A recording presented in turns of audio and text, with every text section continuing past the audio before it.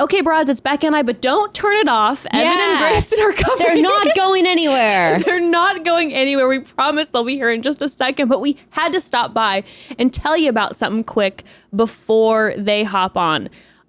Broads, listen, I don't know if you all know this about me. I don't know if you know this about me, Bekah, but I am a nausea queen. Like a truly even the word nausea makes me nauseous. Everything makes me nauseous. Hangovers, car rides, headaches, any random day, I'm nauseous. It sucks. But I just recently found a cure, and I'm saying I'm excited is just an understatement. Broads, you have to try out Relief Band. You know what? I've been wanting to try Relief Band forever, and I'm so glad that they sent it to us to try because a game changer. Oh, my God. If you don't know what it is, Relief Band, it's a clinically proven anti-nausea wristband. It relieves and prevents nausea and vomiting, aka my dream product. My dream product. It's 100% drug-free. It's non-drowsy, and it has 0 side effects. Relief Band stimulates a nerve in your wrist that travels to the part of the brain that controls nausea. Then it blocks the signal your brain is sending to your stomach telling you that you're sick. Broads? I wish I had this when I was dating all the time in junior high and I would get so nervous that I would throw up. If you had your Relief Band, you'd be fine. Yeah, Broads, man. I've been wearing this for the past couple weeks and I'm not joking, it's changing my life. Like truly changing my life. Relief Band is the only over-the-counter wearable device that has been used in hospitals and oncology clinics to treat nausea and vomiting. As the world's opening back up, don't let the fear of nausea keep you on the sidelines. Okay? Before. Don't Never let again. it keep you there, Bekah. You got your Relief Band now. Okay, right now Relief Band has an exclusive offer just for Chatty Bros listeners. And Chatty Broads. And Chatty Broads, too. How dare they leave us out of that? Okay. Just go to reliefband.com and enter promo code Chatty. You're going to receive 20% off plus free shipping and a no questions asked 30-day money-back guarantee. So head to reliefband.com, reliefband.com, and use our promo code Chatty for 20% off plus free shipping. Now, for the bros. And welcome to another episode of Chatty Broads with Bekah and Jess.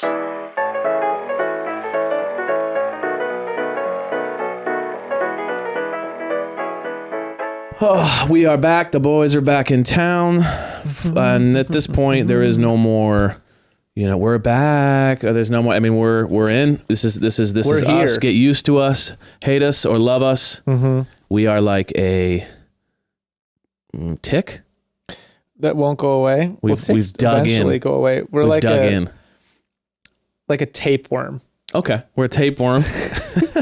We're there. You might not even know that we've been there the whole time. But you're just like, man, I am not feeling well. I'm constantly hungry. I just need something to fill this void because we're just in there. We're just eating away. But so we're back, and we wanted to jump in. We there were so many questions you guys gave us last time. There was literally like hundreds of questions, and I feel like we only got to like 10. Mm-hmm.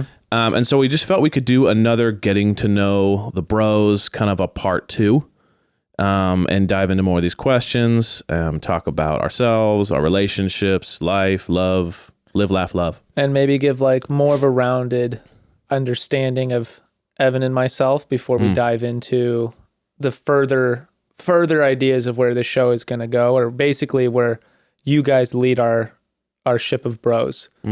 The bro pirate ship. Yeah. Just flat brim hats and tank tops with boat shoes. Onward. Von Dutch hats. Yeah. Oh, I want to get one, by the way. Stop. No, I'm not kidding. There's a couple things I want to bring back. I want to bring back Ed Hardy. I never partook in Ed Hardy, but I'm thinking we could bring it back in a tasteful way, dude. Ed Hardy, Von Dutch, let's go. I'm like choking. Let's go, dude. Oh my goodness. Because now it's funny. As long as like all the women on the ship have to do like so guys were wearing what, like Ashton Kutcher was set the tone. Well, you had to put the hat to the side. You had to wear it slightly off kilter, super folded brim, hard with the mesh to the side, dude, trucker caps and all that. Oh my God, this is garbage. And then, the Ed Hardy stuff. But then girls would need to bring back Juicy Couture full suits, absolutely. velour suits, and Ugg boots when it's 105 degrees outside. Low-waisted jeans. Remember the low-waisted jeans? Now everything's high. Remember when our era, it was like super low. I need the conflict of like, is it winter or summer? I need you to be wearing fur-lined boots with a mini skirt and then like a midriff sweatshirt. Yes. Where there's like a constant identity crisis of the weather. Is it cold? Is it hot as shit? Doesn't matter. It's actually hot because that dude is in short shorts and a tank top and sandals. But the hard thing is that guy's also in that same outfit when it's 60 degrees outside. Because he's got 70 tank tops, that's 70 hats, 2 pairs of shorts, 1 pair of flip flops. Midwestern, so he just wears it. Like Midwestern or East Coast bros, like when they're like they're more boat-y, right? Dude, like shin length cargo shorts with a tank top, boat and shoes, sandals. But so anyway, before we dive in as well, I want to address some of the comments in the post from the last episode and not spend too much time on it, but just basically say being on this and understanding the broads as our audience is there's a learning curve here, and there's a learning curve in understanding the balance of the show. And I was very receptive to a lot of the criticism in the comments of taking like sort of a laissez-faire reductionist approach to Bekah and explaining our relationship. And it was a learning lesson for me of how do I want to be talking about this woman who's very important to me in my life on such a public platform. And there was a lot of humbling happening there. And anyway, I was very receptive to it. And, I don't want to go into a whole thing of like justifying anything we said. It just let the broads know I appreciated the feedback. It was a growing opportunity for me. It led to a lot of healthy conversations between Bekah and I about like balancing this, basically allowing very private aspects of our relationship to be public and talking about it while, sometimes trying to be funny or, forgetting the weight of some of the things we're saying. And I appreciate the squad keeping me grounded. That's all I'm going to say on those things. We're going to dive into a new episode. Yeah. Appreciate you, broads. Appreciate the lessons. Provide the humility. Yeah. No, I appreciate that, man. I think that just on a basic level, it's like people always need to understand that like this is a free flowing conversation that by untrained, we didn't go to like broadcast school or something. This is like an honest conversation between two guys, two friends. And that's, I think, what you like about it, and the same goes with the broads or with Jess and Bekah is like, it's an honest conversation between two friends who are just flowing and being honest about things and opening up and then, figuring out how it all works. And there is an honesty there and a rawness to it. But what comes with it sometimes is just not a perfect conversation with the perfect words and the perfect moments. And so, I think it's one of those things that, it's always a work in progress is what we're trying to do. Yes. And I think that'll bring me into the last thing I'll say is to answer that question of what is my favorite aspect about Bekah and our relationship. It is her patience with me during these things where like we're learning so much about each other as we go through being new parents and navigating our relationship. And my favorite thing is her patience with me and her like basically we can have a disagreement. We can be coming from two completely different points, and we will never let the conversation end and in separate points. We have to navigate and find like the perspective of the other person and find like find like an understanding between each other. Like you'll always wrap it up. You'll never leave it. No, like we can't go to sleep. We'll literally, it doesn't matter how early we have to wake up the next day. We'll stay up till 2:30 in the morning battling this out until we hit the point where it's just like, I was coming from a point where like I needed to ask for clarity of how are you defining this? Because I started self-interpreting it and I was taking it as like a criticism of me when you're just talking about this. And it's like, then we come on this thing of like, no. And then the conversation ends and like, oh my God, I love you so much. Like, thank you for being patient with me. Thank you for like working through this. Yeah. That's the best. That's the backbone of me and Bekah's relationship. We would have never gotten here sanely or together, given our narrative, if we didn't both have so much investment in that. And that's like, you know, aside from our rocking sex life, that is what I love most about Bekah. Got it. Well, I think that's awesome, man. There we go. I think a lot of people will appreciate those of, you know, I think that was a really mature take on it. So, okay. So we're going to dive into more of these questions. I am so jealous that... Actually, no. I sort of wish we could hear them do this ad read, but I don't trust them. I know. I don't trust them to do this ad read because this is just too important. Broads, Bekah and I are back to talk to you for a hot second before the bros return. Don't skip ahead. Don't you miss our voices? No, don't you miss our voices? And also, you're gonna want to hear about you're this. gonna want to hear. You're gonna want to hear about this sponsor. Sexy. Okay? Sexy. I think I speak for most people in 2021 when I say it's been a freaking hard year to find an escape. Most of us are living, working, teaching kids, relaxing, and doing pretty much everything else in our homes, and that just isn't an environment that screams sexy. At least to me personally. Enter Dipsea, the audio app that is full of short, sexy stories designed to turn you on. Oh my gosh, this app is so much fun. It's so fun. I mean, it's for everyone, but I mean, personally, me as a woman, I feel like it is just so perfect for me to get my sexy on. It's just like, feels like it's made for me. Anyway, at first I was like, okay, a sexy audio app, that sounds weird. I'll happily admit that I was very wrong. Dipsea's stories, they feature characters and narratives that are so immersive, it feels like you're there. I've always been someone who loves like book on tapes and like audio theater stuff, so this is kind of perfect. Why not make it sexy? Yeah.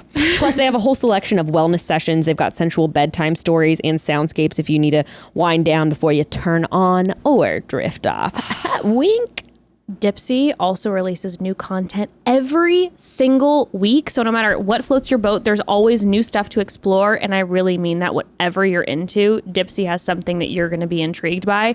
Between the content on Dipsea and my noise-canceling headphones, and let me say specifically the sensual bedtime stories on Dipsea, my favorite. It's pretty much the winning combination to get my mind to relax. The wellness sessions have honestly become my go-to when I need to get into this relaxation mode. I'm obsessed. So guys, basically it's just audio erotica and it's fantastically, beautifully, tastefully done. And I highly recommend giving it a try. And for listeners of the show, Dipsea's offering an extended 30-day free trial. So just try it for 30 days. It's free and it may change your life and your sexy life. So go to dipseastories.com/chatty. That's 30 days of full access for free when you go to DIPSEA stories.com/chatty. Dipseastories.com/chatty. DIPSEA. Like Dipsea. dip it in the sea. Yeah, dip it in the sea. Dip it in the sea of that audio erotica, Dip it in the sea. Get wet. Dipseastories.com/chatty. Broads, I know it may be hard to believe, but Bekah and I are full of imperfections. I know. Shocking. As if. But so are Evan and Gray, okay? We all are. And you know what?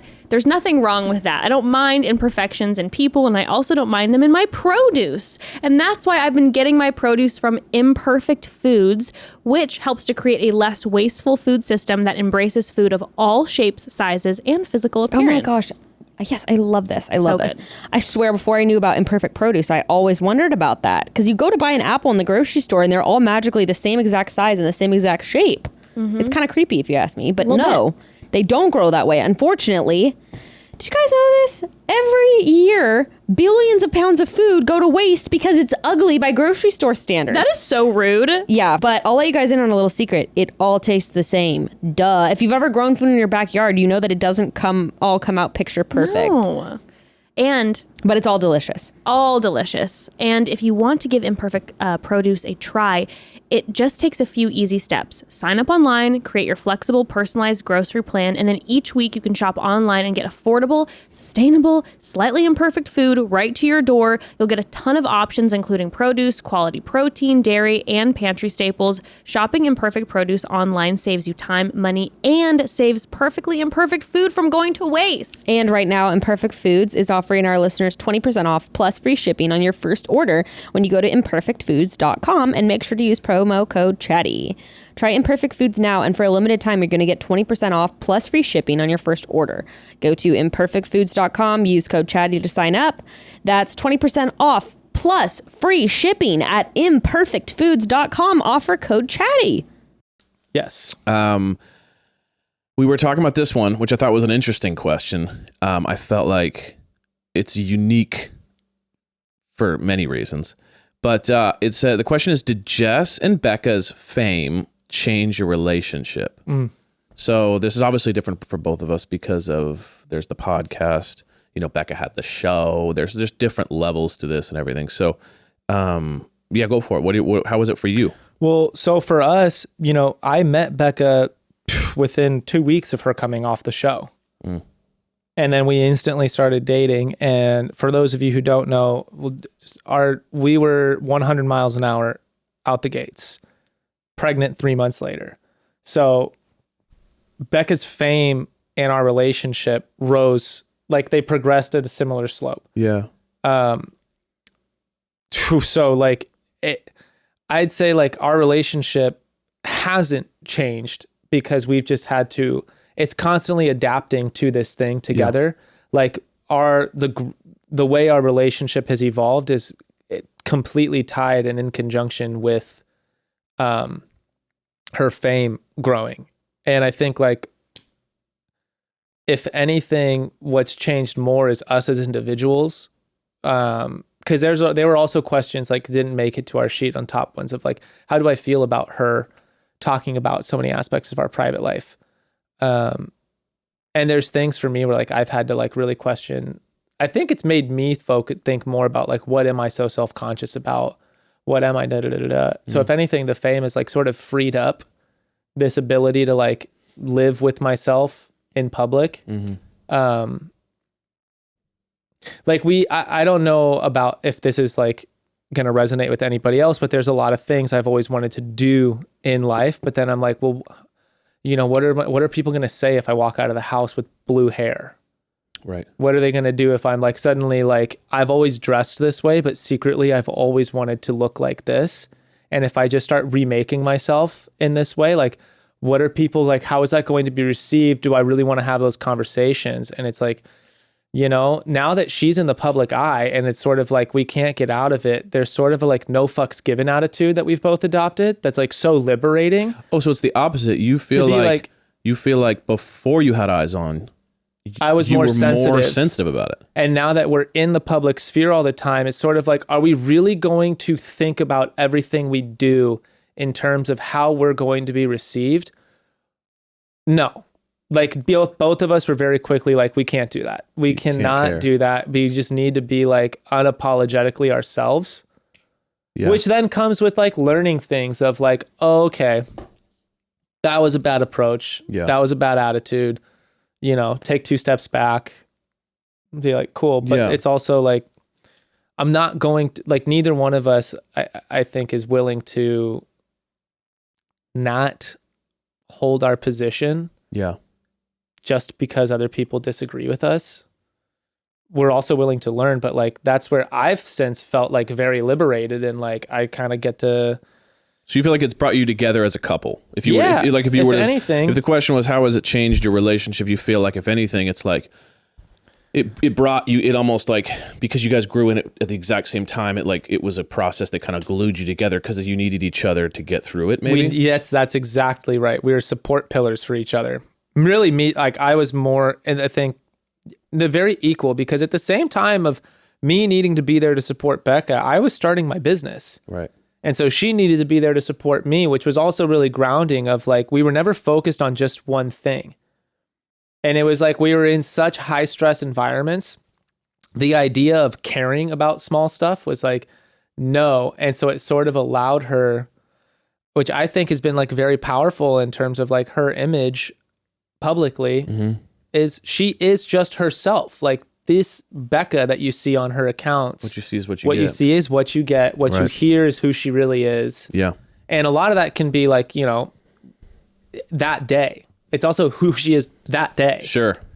Because if you're passionate about something that day, you're going to be talking a lot about it as something you're really into. Totally. And then 2 weeks later, you could be like, I don't really think about it anymore. And so you're moving on from It's that. also like sparked like a total education and deep dive because the girls talk about so much stuff on the podcast that then like those conversations come home. Yeah. So like I've also grown. I mean, dude, I still live in my own bubble, Yeah. but like the guests the girls have on, Yeah. all those things, like the conversation never ends when the show ends. Right. The whole week is about digesting Yeah. and expanding on what was discussed and Right. all that. So like that's pretty cool. interesting. That all comes with that fame. Like there's a lot of, it's just, it sounds counterintuitive, but it's made us, I think, better people. Interesting. That's so interesting. Yeah. It's funny how different it is for us. Obviously that wasn't the case for us. Yeah. Their meteoric rise in this podcast and then, the social media side of things or whatever, like it was so jarring because we went from me doing my thing and her doing her thing. And we've always been around a lot of kind of fame. So like in my music, I would be around a lot of well-known people. And then she was a stylist for years. And so she'd be around a lot of famous people. So we were always around it, but never a part of it. So once she got a lot of that notoriety and, a lot of public eye on it, it was definitely not what it seemed in regards to, there are fun things that come from it, but it's also just a lot of eyeballs on everything you do. And I think that's if you've never had it and then you have it, it's jarring, So the good side of it is obviously opportunities and growth, and you learn so much and you meet so many great people. And then the hard side of it is just that constant, it's always there. Mm-hmm. So like, wanting to post more, wanting to, keep it up, keep it going, be entertaining, always having to be somewhat on, I think is hard when you're tired. You know what I mean? And so I think that it's hard if I would just boil it down to our relationship, is that you only have so much energy in the day.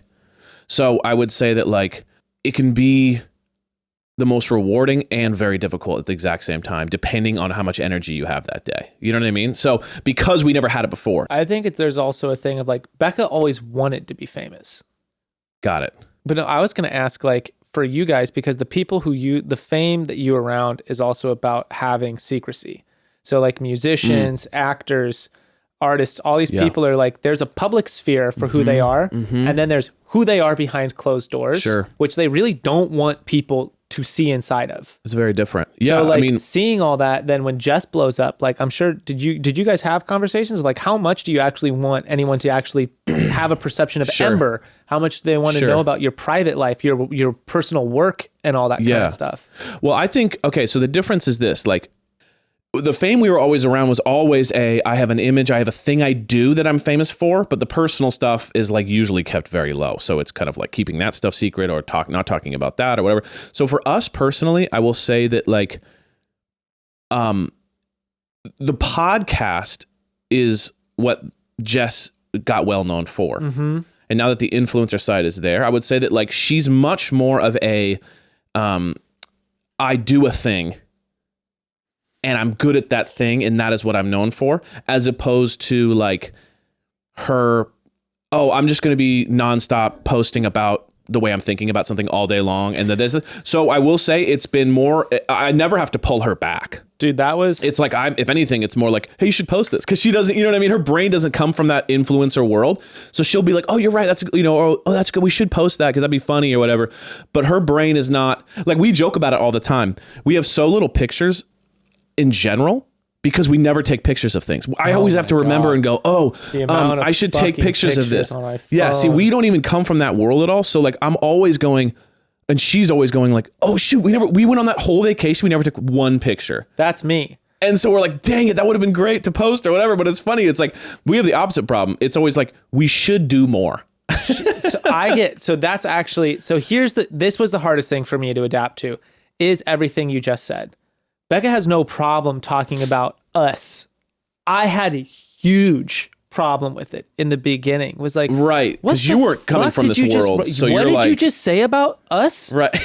Why are you telling people that? Sure. And she's like, because people need to hear this. Right. It's doing like some people need to understand there's other people like that Right. out here who are navigating Sure. those things, who have conflict with this. But it is weird for those people out there that don't have any connection to this world. It is a very weird world, especially the influencer world, where it's like apart from the Chatty Broads, apart from the Bachelor, apart from the the stuff that's specific to an actual task, but just the daily posting, the daily relating to people.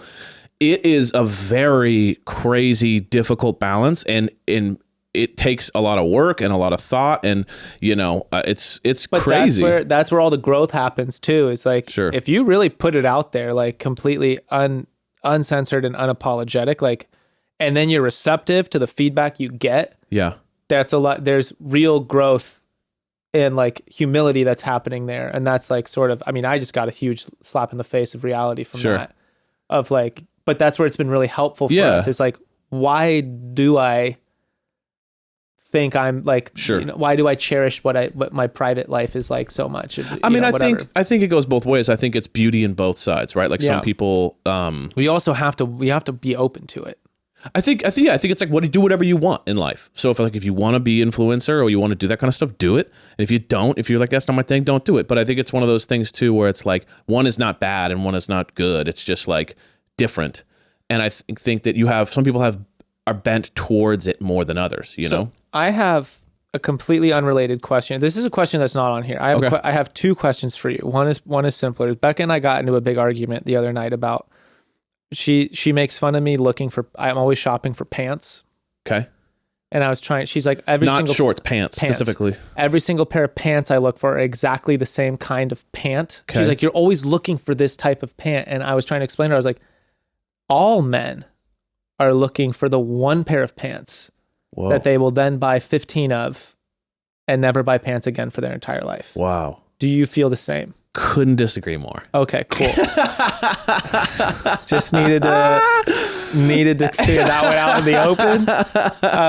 My second question. But before you could do, I just have one question about your specific thing. Yeah. Is it more of a look or is it more of a feel that you're looking for, or is it a both? Is it just a perfect pant? Functionality, look, and feel. Got it. So like, I want something I can go to work in, perform, like do my rock climbing stuff, and have it be like casual workwear that's also nice, and I can like dress it up, and I can basically wear one pair of pants for any type of occasion.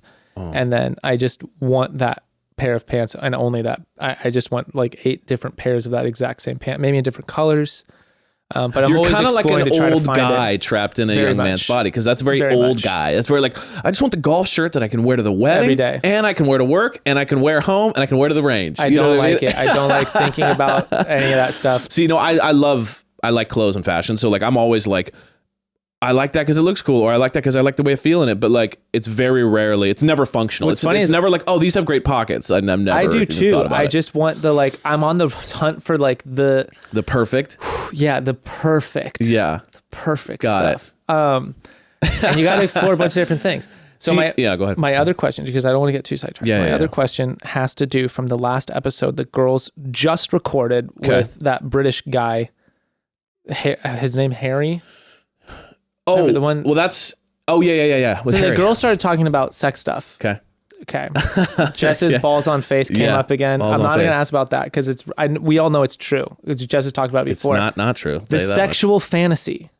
much. Okay. Jess talked about you guys to pretend to be shipwrecked on an island. Elaborate. What the fuck? Okay. Listen. Like starving in rags, and you're like, Listen. There are fantasies that are more hers than mine. Okay. Some I'm more along for the ride on. okay. And I think we each have our own fantasies in life. Mm-hmm. You know what I mean? And then so I'm a bit of like, on this one, we're shipwrecked, but maybe I was, more of a passenger who was on our way somewhere, and she's more of a pirate type character. So like, I'm a little bit more just like, I was trying to get to there. She was more of a pirate. So she's a lot more into this like concept of being shipwrecked and starving. And I'm a little bit more like, well, I guess we're here. Maybe we should fuck. You know what I mean? So I think she's it's so more, she's like she's almost like your guard. Like you're like she's got you in the cage. Yeah. You're her prisoner. It's Stockholm syndrome. It's a You're little her bit of this prisoner, like but you're you attracted know to I'm this- like I'm a businessman on my way to the other island, and she's kind of this rough and tumble, you know, character who's just you know animalistic. sea hardened pirate. It's just who's an animal just with me, like, you know. And shut up and get in your yeah, cage. and I'm like, and wow, I didn't take your pants off. I was going to meet, you know, this fair maiden, but look at me now. I've been snatched up by this. I was Walk the picturing plank, these, like, baby. let's pretend that we're on an island in the middle of nowhere. We have no food or water. I mean, for us to- and we're in tatters. Yeah. And yeah, like this is romantic to me. Yeah, And I was yeah, like, yeah, the You know, I will say this about Jess. She's not a oh, and then the perfect roses and everything. I think she's a little more adventurous than that. And listen, and you know, when it comes to sexual fantasy, it usually takes 3 to 4 days to set up because we obviously have to bring in, you know, some ship parts. And you know, we'll have to get the clothing from we by the way, we don't go to Amazon. We go to like downtown LA and like get proper Are you serious? state. Of course No. not. No. We get proper staging. It usually costs $5 to $10,000 to pull this off. It's a week prep. I was about to be like, yo, this is like taking on a whole new, like the studio that we're in. It's like I'm starting to see it a this whole for new light. years was a sex dungeon, and I was at the bottom of the ship. This was the base. This was the base of the ship, and so you know, it was where I was kept. I love that. In the brig. I was in the brig, and I had been In the brig, suffering from borderline scurvy. I had scurvy. Yeah, it was bad. It was bad. You know, I would starve myself to really get into the role. To really, yeah. So you're. I was emaciated. What do they call it? An act? You're a method actor. I'm a method actor. In your sexual 100%. fantasies, you have to go and walk in the shoes of the person you're going to pretend to be. I need to be it. I need to see it. I need to feel it. I get this. Yeah. I get this. Okay. I I'm understand. dedicated to the craft. Thank you for elaborating. You're absolutely welcome. Let's go to our next question.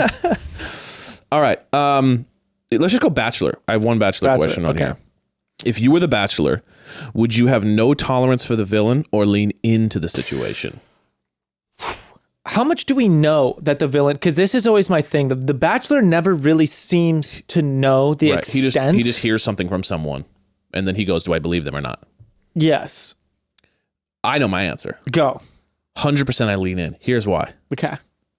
If I identify a villain, so let's say I'm going and I get 2 girls to come up to me and say, "Hey, this person is a nightmare." I go, "Great. I'm going to leave them in for like a couple weeks." Because what they do is they expose everybody else. We saw in the last season. We saw see everyone's what true Victoria colors. did. They saw what everyone did with her and with those situations. So you see the true colors rise. The villain exposes people who are hiding, the wolf in sheep's clothing. So my thing is I keep them around to go, okay, how are the other women going to respond to her? And how they respond to her in the drama is how I'll see the character of someone. So I would use it to smoke everyone out. Well, that's like, it's very similar to like in a relationship. Your relationship is easiest when everything's going smooth. You really You're on find vacation out in who the Hawaii, other it's person is great. when shit hits the fan. Yeah, so this is like basically they provide the shit hitting the fan. They provide, it's like the show Cheaters. Yeah. You know, it's like you set them up to cheat and see what they do. This is that version. It's Have like you ever- give them a villain, see what they do. Have you ever seen Bill Murray's relationship advice? I have not. He has a thing on like if you're gonna marry somebody, before you marry them, travel to a very uncomfortable place with them. Oh, So like get very far outside your comfort zone. So like people who like, you know, to be pampered, and if they go on vacation, they dream of like the 5-star hotel experience. Go to a country and book like very minimal stuff, have like a very difficult travel time, and basically put yourself into this like very high stress, uncomfortable environment, and see how well you and your partner navigate through that. And if you can come out of a week of doing that together, then you should marry each other. And it's like his thing of like question about that. self-induce a lot of stress and trauma into your relationship to find out if it's worth it. Do you have to have a good attitude about it? I think it's about whether or not they carry the attitude that syncs up with you. Got Like it. if you enjoy, So if you're on the same, if you're both bitching about if you're it, both just like, fuck this, then you're good. So Yeah. it's not an issue of like, hey, everything's a positive thing, or another person's being like, I hate my life. It's more about being on the same wavelength. yes. Because I was just thinking about that. I was like, if that happened to me and Jess, we wouldn't be stoked on it because I'm like going, what are we doing here? But we'd probably both be equally annoyed. So Would you okay, laugh that would about? work. Would you find a way to laugh about the tragedy of the vacation? To be yes, but in the moment, be too busy about figuring out how to fly back. That's fair. Like me and In midair, I'd be like me talking and to my the captain, best be like, friend- what can we do to turn this thing around? right. But me and my best friend were in we traveled to Peru, Mexico, Peru, and Yeah. India together doing in high school, we were doing, we were part of this program, but we were doing community service, sort of I don't know the best way to do it. We were staying in orphanages and hospices and building bunk beds and repainting rooms for Hostels them and stuff. it was like a service trip. when we were in India, we were in a cancer and AIDS hospice where it was you're just sitting here to die. Wow. And it's about being comfortable, and we would just go and have conversations with these people and but then we were also studying foreign policy from these countries who do trade with the US. Got it. Of what is the effect of economics? What's the benefit for the US? What's the benefit for the other side? What's the fucking detriment? Was this a part of college? High school. This is my cool. senior year of high school. Wow, that's pretty cool. We disenrolled from our public school and we're a part of this thing. But he got food poisoning like crazy when we were in India. Yeah. He's the kind of person where he'll get bit by 100 mosquitoes and I won't get touched. And there's just so much. Which is a very different experience, right? If you got Trying. malaria and your buddy's swinging from a rope swing into a lake, you're Which, very different experiences. He would be we would be in these just utterly miserable environments. Yeah. And we would be dying laughing through the whole thing. That's cool. Finding so much humor, the outlet of humor became the outlet for the misery. Sure. We'll be in a movie and we're laughing at shit no one else is laughing at in the theater. But that, it's so going through that made us much closer friends. Whereas right. if Sure, bring it back to me and Becca's relationship, me and Bekah finding out that surprise pregnancy 3 months into it, us going through that kind of hardship made us feel so rock solid in our relationship. Cause I've got friends who've been together for years and years and years, but their relationship has never really been tried in a way of pushed. it's just been easy. You've just been coasting. Things are working out for you. That's great. Yeah. But have you had serious issues where you're both on a completely different side of the fence and you have to here we go. Sure. You know? I think for me now, I think I've been broke long enough. Had bad. Isn't that the truth? I was broke for so long, and also. I thought I meant Jess broke you. Broke your spirit. I had you were a nothing wild left. horse, and then Jess just broke your No. spirit. Financially broke for so long when I was young. Went on the worst vacations of all time.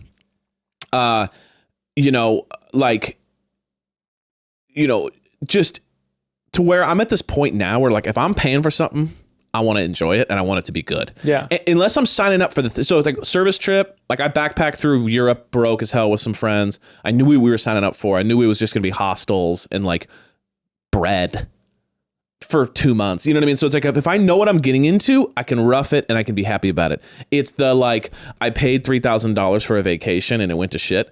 That's when I'm not anymore, baby. Because that was my childhood. It was we're going camping and it's it just rains for 8 days in the mud. And you're just this was a nightmare. You know what I mean? That was my whole thing. Thanks a lot, Dad. You just kind of get to this point where you're now that I'm able to live my own life, I'm okay, I want it to go right. I think we're both like that a little bit. We're both if we're going to spend the time and the money, Hawaii, you better not rain on me all the time.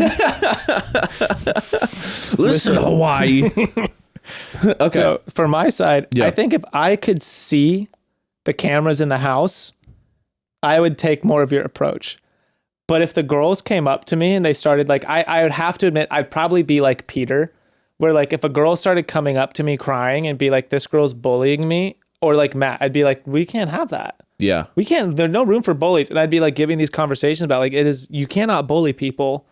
I am very staunchly against those things. Yeah. I'm Sure, it's a tough one because you're like, it is wrong to have them, like, it's bad that they're doing this. But I understand where you're coming from. But I want to see the, like... But I would be like, so first off, I wouldn't handle the tears very well. I'd be like, you gross, why are you crying? Oh, you mean if the person is crying about the bully? Yeah, I'd be like, Got okay, it. just tell me that you're being bullied. Like, we don't need the whole show. So because hey, that's an interesting look into your psyche there. What about genuine crying? Oh, so this is actually Because there's like crying, manipulative crying that's for the show, and then there's real crying, which is like, I'm not trying to put on a show here. I'm literally crying because my emotions are getting the better of me. Bekah will cry. Bekah is a crier, and I am not a comforting person. Oh, I have to be pushed into like being. you have to realize I need to be comforting now here. Oh, I don't need to realize it. I need to be like yelled at into being like, I just need a fucking hug from you, and I'm just like, okay, whatever. Like this, fine. How long will this take? Yeah, just like, how long do you want me to stand here and hug you for? Like, that's not. It's so bad, but it's not. Are you a cuddler? No, but I am and I'm not. Like, this is where Bekah will disagree. Is I will be on this show and I'll be like, I can't stand being around Bekah. My perfect vacation is away from Bekah. But then when we're home, I'm like, it all has to be like on my situation. So on like, your terms. If we're on the couch and she puts her knee on me, I'm literally like, like get away. And then she'll move her knee off and then I'll curl over. And I'll lean down on okay, her. so you're kind of you're like the dictator of cuddle. You're like, in my time when I'm ready. I get very like a young claustrophobic prince about it. Yeah, and I'm like also like if we hold hands, my hand gets sweaty. Are you not an emotion, Like- not a heavily emotional person? Like you don't feel like the emotions don't come rushing in and can like Well, mess no, you it's up? like there's no rhyme or reason. Like there's no consistency in this. Like I'm a very reactive person. I'm very much like hard on my sleeve. Like something I do have to work on like professionally and with people is like holding back and taking a breath before I let someone like if like Ruth were watching Ruth get frustrated and the first thing Ruth does when she's frustrated is she just freaks the fuck out. She can't get her shoes on and she's like, ah! And like throws her shoe at the door. What about sad crying? Sad crying? Because that's emotion, right? That's like anger. But what about sad crying? Like you watch a sad movie or you know, that kind of thing. I'll do like one tear. It'll like well up. Well, I mean, yeah, okay. Like if Mufasa dies and But Simba's it'll- like but putting it'll his happen to paw you. over him, like yeah, I'll be like, oh my God, that's got me. Yeah, Mufasa. But if it's like, I don't know like an example, but if it's like all of a sudden it's like it's emotional and it starts welling up tears, my instinct is not to like come over and like wrap my arms. Push it down. It's like, what the fuck are you doing? Almost anger? Little bit, yeah. Interesting. It's bad. It's probably not like like bad. It's just No, like it's probably that's some how, sort of childhood thing there, right? Like I feel like everything we can trace back to like, because I have a similar thing like where I have this thing of like, it's not the crying as much, but like I do find talking about my emotions as boring. Like as I'm saying it, even though it's like what you would want or in a partner or whatever, I think to myself, oh, that sounds boring. Now I like hearing other people's emotions, but as I'm saying my emotion, I go, this is boring. No one wants to hear this. well, So there's some sort of weird thing that like when I was younger or when you were younger, there was something about the crying that said like, suck it up, don't do it. And there's something with me talking about my emotions, like no one wants to hear that. It's weird how that works. I think it's for me, it's like, it's not like a tough guy facade. It's like the idea of like, I don't get the practicality in it. Oh, so it's a practical, like I'm we're like, wasting time? You have a problem and you're being frustrated by your problem and your tears, like, this is not how you resolve. Like, this is not the not solution. This is not the solution. Me comforting you is also not the solution. Like, you have a thing and you know what the answer is. You just have to do it. You're just frustrated that you have to do all this stuff. Like, Got it. I don't feel sorry for you. I don't like, it's like, No, what about if the situation warranted it? Like, is it more of a situational thing? If it's more like, it's been hard because today I'm tired. You're like, okay, I don't feel bad for you. But if so is it a level of like how severe the problem is how much you're okay with the crying? well, it has to result. This is like the Elon Musk breakdown The of crying. conversation has to go to the point of like, why are you being such an asshole? Why can't you just like I'm obviously why can't you just fucking hug me? Got and then it. I'm like, okay, I'm sorry. Like, you're right. I'm sorry. Right. You need And to then be I'll snapped come in out and of hug, that. and then it'll soften up. And this is where it's really unfair because I'll get frustrated in my stuff. Like, I'll get frustrated when things aren't going my way, when the world isn't cooperating. And then I'll very rarely have the breakdown where I'm like, Bekah, I just need you to like hear me vent. I need you to tell me it's all going to be okay. Is she a fixer as well? No. Oh, so you're the fixer. We're both exactly the same. If I come in and I'm like complaining about this, she's like, I don't care about your stupid gym. That's called two people who have a lot. That's two people who have a lot to manage on their own, and they're exhausted. Yeah. And you're like, I love you, but like I don't have the time. I don't have the brain power to fix all my stuff and yours. Well, like you were saying earlier about the energy matching. Yeah. Right. You guys have a similar energy that matches that maybe other people couldn't connect with, or other people would be like, that's too much for me. But like you guys have a similar energy that works. Like 90% of us we're exactly the same.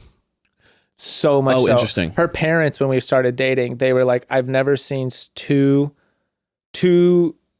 like such supremely self-centered people together. The beautiful narcissist couple. Yes.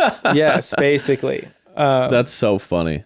See, me and Jess are complete opposites. You guys really are. We have the same. I think what ties us together is we hate the same things, and we like the same things when it comes to like things we like to do and interest and things like that. Like when it comes to like movies and music and art, and we like to vacation the same way and all those kind of things.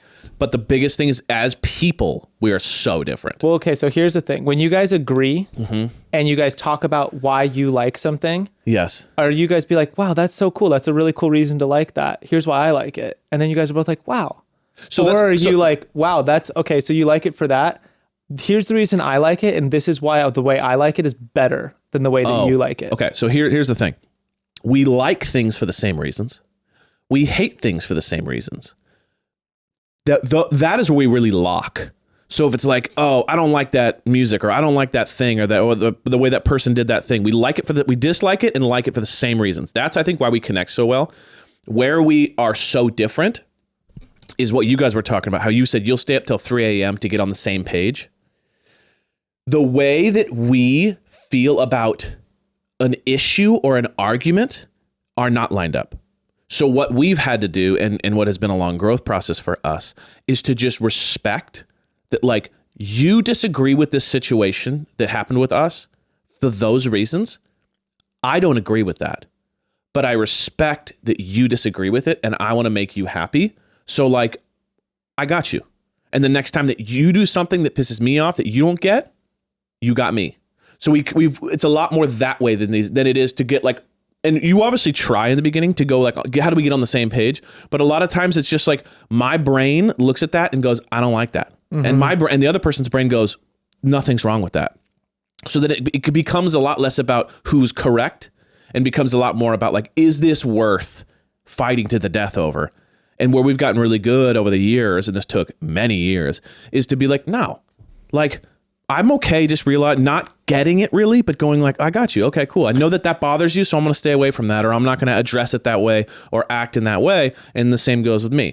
And so I think that for us has taken a lot of that pressure off of getting on the same page, because we're not like you guys in that like you're so very the same that you see that you can get there. We're so different that we just know like no matter how many times I try to explain it, you're not going to get it. And then many times you explain it to me, I'm going to go, my brain just doesn't work that way. I'll never be tweaked about that, you know? So it's so just funny. We just agree we have to win.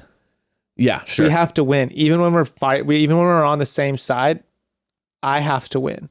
It's a winning thing. It's a power thing. It's who has the power. Do you feel that way in life too? We could be like, wow, or is it just a relationship? This spaghetti's so good. She'll be like, it's because of the sauce. I'll be like, it's not because of the fucking sauce. It's because of the noodles.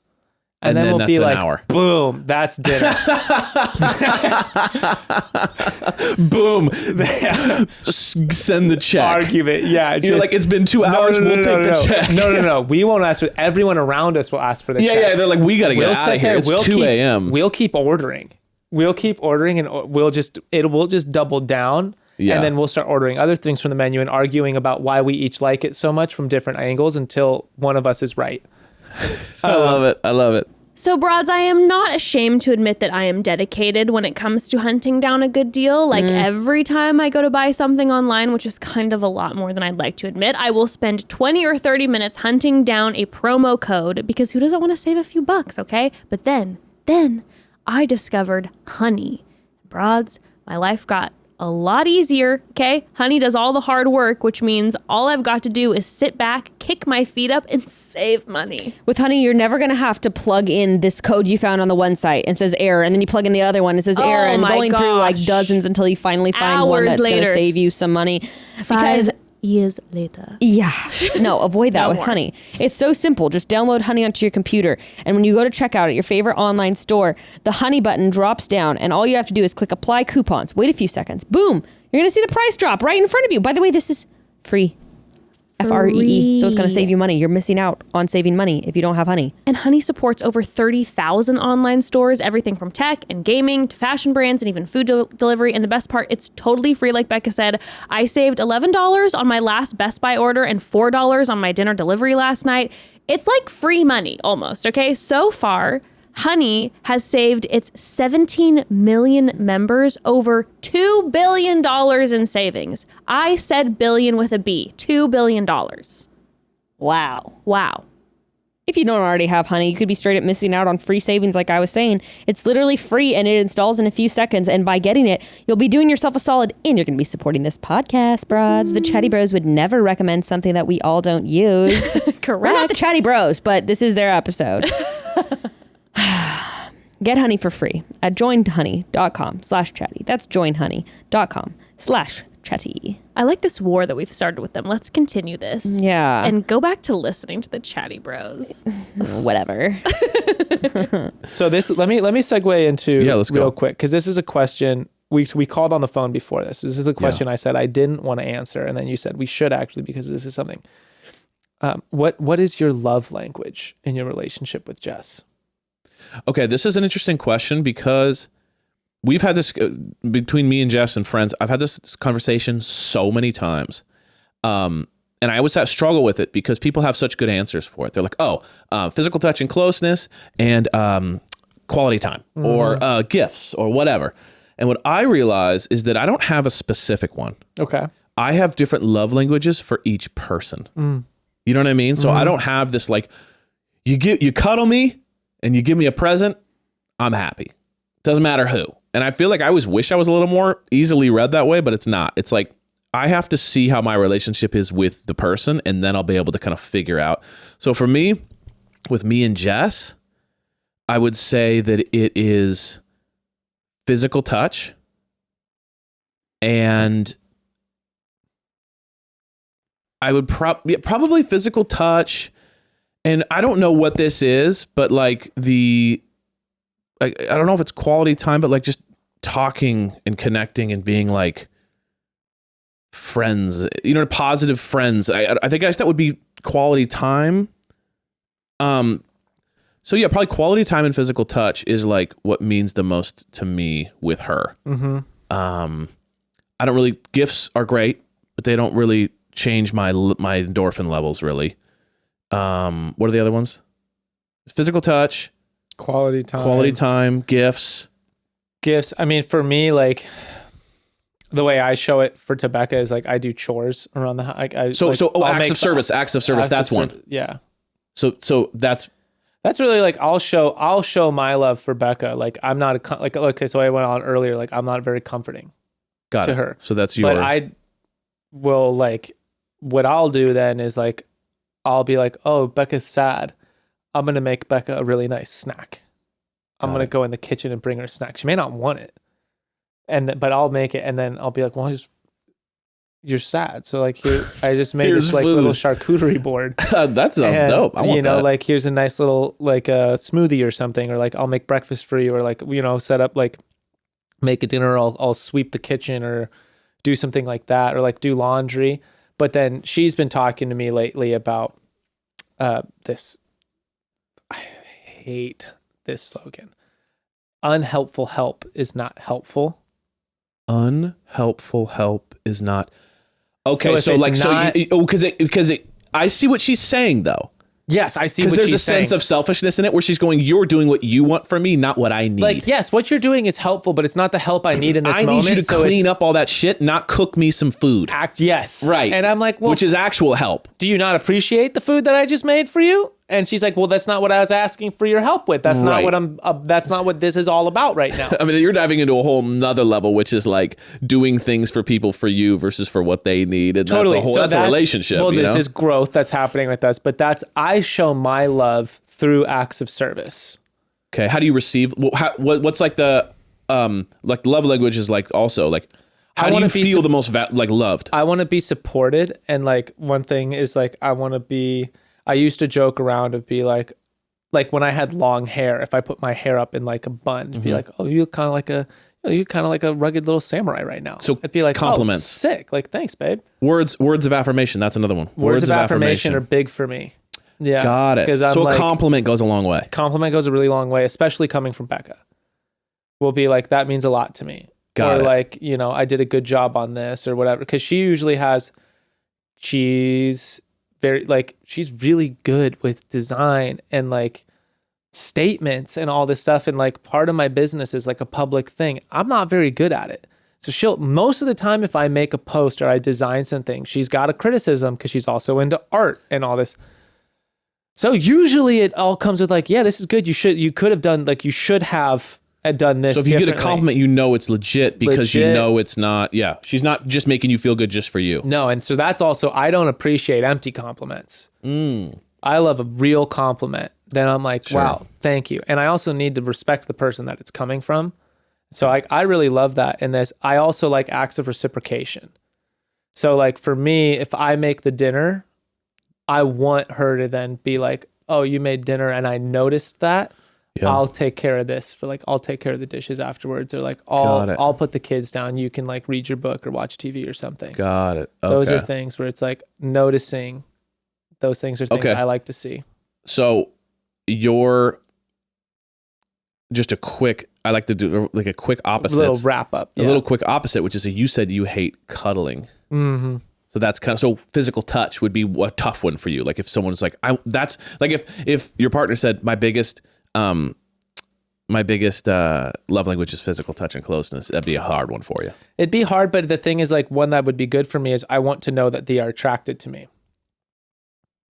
Got it. So it's like, I don't want you to like come up and be like all over me, but if you were to like come up and whisper in my ear something sexy, then I'd be like, fuck yeah. Sure. Or like send me a text or something, then I'm like, I know. It's like just the knowledge of knowing that's where you're at, that's enough for me. I don't need the like physical No, I know you don't need it. I'm No. saying if the other person needs it, that's hard for you.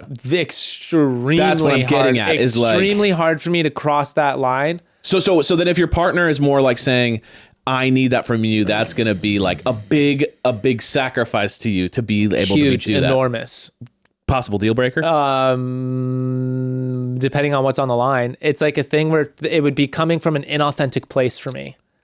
But that's okay. That's okay. I Well, think I'm that's learning another thing that's too, yeah. okay. I'm learning that that's a part okay. of a For me, I'm relationship. just like, that I don't like to do that. So if I do that, then I'm lying. I'm lying to you. You want me to lie to you all the time? It's like, when that's just me being a little like basically adolescent about it. When I'm like, nah!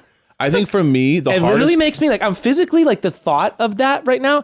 My hands are like, my shoulders You're are going getting in. My traps are flaring up. I'm like clawing here. If you can see me on the camera, I'm like goleming about. I'm literally pushing myself into the corner of the couch, thinking about crossing that barrier. Dude, I love it.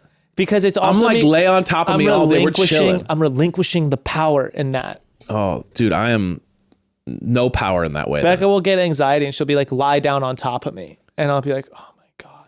It's like the thought of if I was under her lying on top of me. Oh, just claustrophobia. Yeah. Dude, it's so funny. Yeah. Like it's funny how like that way, a because like bear. I love it. I'm like, if let's say you're my partner and we're watching a movie, I would hope that you'd be like fully leaning on me and I would have my arm around you. Like I love it. It comforts me. If you were my partner and you scooted up close to me, I'd be like,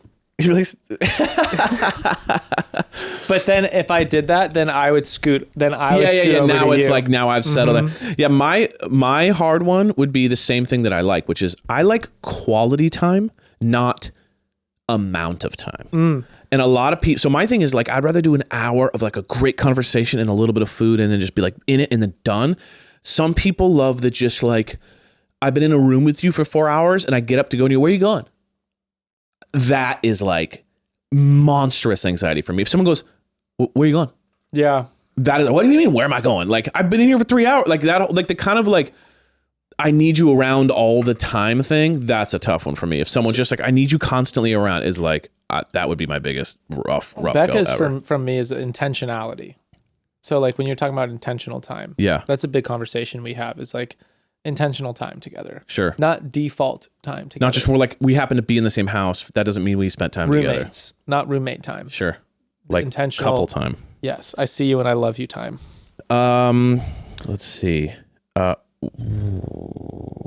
So I skipped past parenting. Well, these are just random. We can just talk through these. I want to bring this up because, and we don't have to answer it and we could just shut it down. But Bekah, I know, has talked about this and it just interests me because me and Jess have now talked about I'm it. nervous. Open relationships. And we can cut this from the episode if we want. But I know that there's been multiple conversations with the broads. I know there's been multiple conversations with you guys. I know me and Jess have had the conversations because of the chatty. Like, how do you feel about that whole thing? You don't have to answer for Bekah. You can just how you feel. So this goes into there was another question on here that was like, I have described myself as being more classical in terms of like understanding of a relationship, which is like, to me, it's at odds with sense of like, I believe in like fucking do drugs, get high, party, like, you know, do this stuff. I am far less open to the concept of multi-partner, open sexual thing. Yeah, I am like, no. Like, I chose you, you chose me. We're gonna fucking white knuckle through this together, you know, into the grave. Like, we're gonna fly this. If this plane's crashing, no one's getting up from their seat. You feel that way about divorce? Yeah. Like, it would be very hard for you to get divorced, no matter. Absolutely, like, the relationship it'd be extremely difficult. You would be totally okay with sticking in a brutal relationship because of not giving up. Is that what it is? For my own selfish reasons, it would be like inadequacy as a partner. Of like, I could just never. I don't want to feel that. like I failed. Yeah, and I don't want her to want to have sex with other people because I'm failing to please her on my own. Got it. Like, I should be. Which is a real interesting look into the psyche of sexual relationships. It's like, dude, I literally have a girlfriend. I have a partner like that. You know, I mean, we've talked about, like, all these people are like, why don't you marry Bekah? It's like, fuck you. Like, do not put that on our. I just called you yesterday to ask you why you still haven't done it. I hate that question. I'm like, dude, literally, if like it has not, we have so much together. The thought of marriage for the sake of being married is like, I don't know. Her parents also, like, there's so much pressure from us of like, we're not allowed to sleep in the same bedroom at her parents' house. Okay, I heard this. We don't, dude. We don't sleep in the same room. Blew my mind when I heard this. Yeah, we have two kids together. We live together. You like each take a kid and sleep in separate beds. Like, at this point, it's like, what is the goal of this? Because for her parents, it comes down to religious like connotations of like sanctity of marriage, and we are not allowed to split the marriage. But the sanctity has been blown to shreds, according to you. Doesn't matter. I mean, it's been. There are rules when you walk in. There are rules you abide by in the Martinez household, and one of those is you do not get to have sex in their house or sleep in the same bed if you are not married. But if you are, then it is basically like, if you are doing it within those things, her mom has some term for it where it was like, it's like you're worshiping the Lord in this way. Like, when you have sex with your partner, you're worshiping God. When you have marital sex, it's like you're doing it, by the way, like it's pleasing to God. So God you watches are pleasuring each other through marriage, through your marital bond. Oh, and so that's like, you know, if me and Bekah were to be married, all good. Full blown fuckfest in her parents' house. You could basically hang a swing, bondage, rip it to shreds, baby. Be as loud as we want. God loves it. We're just serving God. So we're just serving the Lord. I don't don't know why that's so funny to me. It's hilarious to me too. It makes me laugh to think that you're like, she's nursing in the room and you're like with Ruth and you guys can't cross over. So that just makes me laugh so hard. I tease Bekah about her parents servicing the Lord together. Oh, like they're probably like, servicing the Lord. I'll just tease her mom, be like, oh, your parents are sleeping, and like they must just be worshiping the shit out of the Lord right now. She hates that.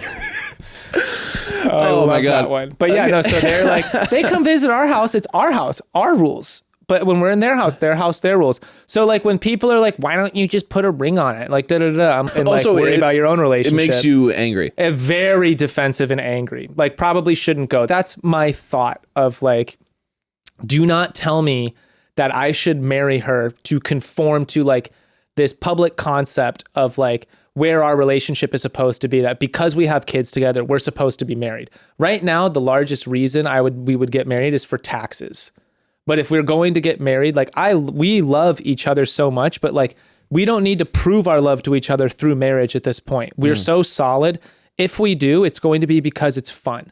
And right now, honestly, like with the COVID landscape, not being able to have like a Gatsby style wedding celebration where we get to be like airdropped from the, like, you know, from outer space. So that's the plan though, is do some crazy wedding. Over the top, like absurd celebration of a wedding of like, we made it. It's funny. And we want to have fun. We want it to be like this huge, and then we also want to have the like culty, hippie style. I was going to say, we want to have multiple weddings. Okay, I was going to say, because you guys hit me as very like hippie, and you don't hit me as someone who wants like all the. No, so we're about balance in life. Gala. We're about balance in life. Like I'm about, like we are definitely about the 5-star, like drive me around town in a limousine kind of life. And then also like you need to be connected to like the spiritual world and like the earth and like be barefoot and like get dirt under your fingers. And like, so we want to actually, so just so people know, we're so excited about our future wedding. Me and Bekah are going to get married eventually. Yeah, right, dude. Prove it. Prove it. But we want to do it multiple times. And so, but like then you got to be better than everybody else. Okay. 100%. What's the deal, man? Can't you just it's a can't you just get competition married with the now world. like normal people? Why do you have to not do it when I want you to do it? Because it's COVID. But I want you to do it now. So I don't want to get now. married now. I want to get married when I can invite the entire world. I want to invite all of Los Angeles. You're like, I'm not going to do it when you want me to, and then right when you don't want me to do it, I'm going to do it, and I'm going to do it in the most obnoxious way possible. I want like a 100-person band with horns, and I want like Luke Skywalker's like medal celebration where I want the military there to just be like 100 gun salute as we like walk through their fireworks, bagpipes. I want every nation represented. I want to throw the first pitch at Dodger Stadium. Like that's how it's got to be. I love it. Are blue balls real? Yeah. Yeah. Yeah. I don't think like not for me. I've never had them. You've never had them? I would have. I remember being like 16, 17 years old. Make out with the girl, not go anymore, and I'd be no problem at all, and my friend would be like, "Dude, I can't even sit down. Like, need to go whack it right now." Or like I'm too like I've had friends that had it so bad they can't even touch themselves because it's like it hurts so bad, and I'm going like I've never even sensed this at all. I think it's different for other people. So like I had a friend the first time I thought blue balls were like a myth, and then when we were on a Boy Scout camping trip, my friend. It was like a week long. God, what do they call the Boy Scout get-togethers? Where it's not just your troop, it's the troop. All the troops come together. Oh, the nation of the troops. It's a hilarious name. It's a murder of troops. People need. It's even better. But it's so funny sounding. But anyway, all these different Boy Scout troops. We were Troop 2, by the way. We were fucking hardcore. They would all come together, and a jamboree. That's what it was called, the Boy Scout Jamboree. I mean, yeah, that's the worst version. That's the worst name you could have. Yeah.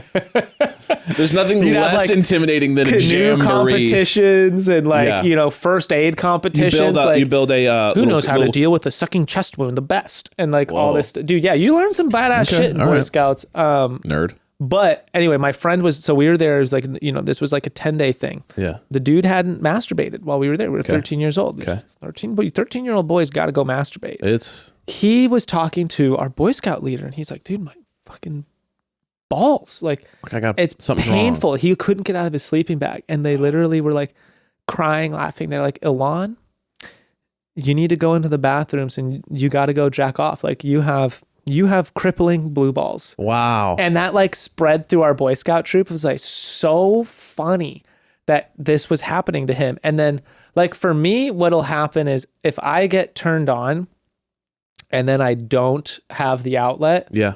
I'm immediately uncomfortable and I have to go take care of it. Uncomfortable, like as in your balls have Think a about problem? needing to smoke a cigarette. But that's just a preference. That's not a physical pain. You've never had like no, for me, it's the mental, like, it's like spiders under my skin. So it's not physical pain. It's more of a I don't get the physical pain. Frustration. But I've literally seen like he was in pain.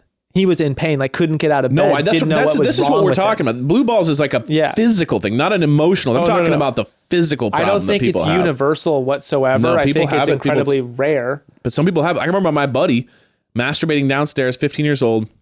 He said he was masturbating and then his mom was like, he could hear her like walking and like opening the door. So he like threw the blanket over himself.